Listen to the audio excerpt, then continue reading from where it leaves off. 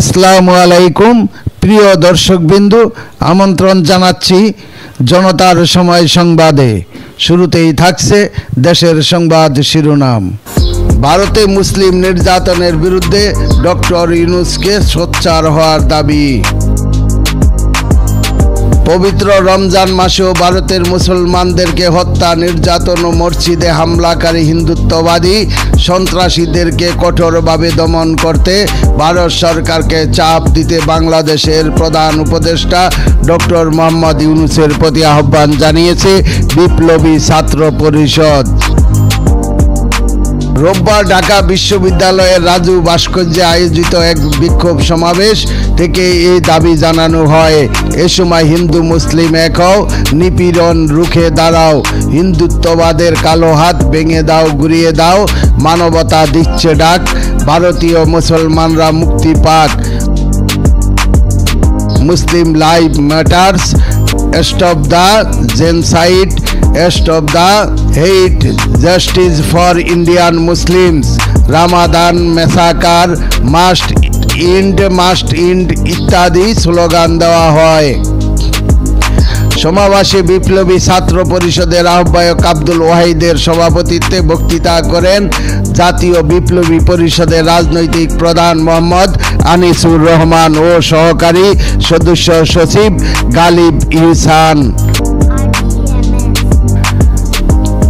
এ সময় উপস্থিত ছিলেন জাতীয় বিপ্লবী পরিষদের সদস্য সচিব হাসান মোহাম্মদ আরিফ, যুগ্ম আহ্বায়ক সাইয়দ কুতুব, সহকারী সদস্য সচিব মোহাম্মদ ওলিদ বিন সিদ্দিক তালুকদার, কেন্দ্রীয় সদস্য তামিম আনোয়ার, ওয়াসিম আহমেদ, বিপ্লবী ছাত্র পরিষদের সদস্য সচিব ফজলুর রহমান, সহকারী সদস্য সচিব মোহাম্মদ আশরাফুল ইসলাম, ঢাকা বিশ্ববিদ্যালয়ের যুগ্ম আহ্বায়ক গোলাম নূর সাফায়েতুল্লাহ এবং বাংলাদেশ ইসলামী বিশ্ববিদ্যালয় শাখার আহ্বায়ক মোহাম্মদ আরিফুল ইসলাম প্রমুখ।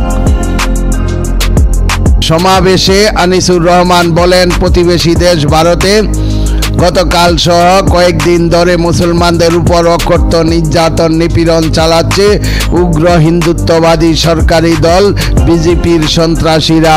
তারা পবিত্র রমজান মাসেও রোজাদার মুসলমানদের পিটিয়ে ও গুলি করে হত্যা করছে,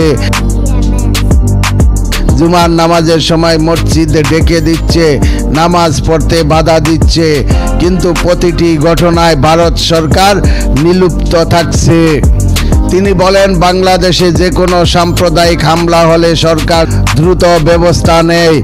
আমাদের ইসলামী দলগুলো সহ সর্বস্তরের জনগণ প্রতিবাদী হই, কিন্তু ভারতে হামলার ঘটনায় ব্যবস্থা নেয় না। দেশটির জনগণও আমাদের মতো প্রতিবাদ জানায় না। জাতীয় বিপ্লবী পরিষদের রাজনৈতিক প্রধান বলেন, ভারতের প্রধানমন্ত্রী হলো বাবরি মসজিদ ভাঙ্গা, গুজরাটের গণহত্যায় জড়িত কুখ্যাত সাম্প্রদায়িক ব্যক্তি নরেন্দ্র মোদী। তার সরকার ও দল মুসলমানদের হত্যায় সরাসরি জড়িত। তাই এখন আমাদের সরকারের উচিত ভারতের মুসলমানদের পক্ষে কথা বলা, জাতিসংঘে বিষয়টি উত্থাপন করা। সমাবেশে ভারতীয় মুসলমানদের রক্ষায় বিশ্ববাসীকে এগিয়ে আসার আহ্বান জানিয়ে ইংরেজিতে বক্তৃতা করেন আব্দুল ওয়াহিদ। তিনি বলেন, পবিত্র রমজান মাস মুসলমানদের কাছে সংযম ও সংবরণের মাস। এ সময় মুসলমানরা সারাদিন রোজা রেখে ইফতারের জন্য অপেক্ষা করেন, কিন্তু ভারতের মুসলমানদের কপালে রমজানেও শান্তির বদলে হিন্দুত্ববাদী আক্রমণ, নিরাপত্তার বদলে সহিংসতা এবং নিজ বাড়িতে নিরাপদে ইফতারের বদলে রাস্তায় তাদের রক্ত ঝরছে।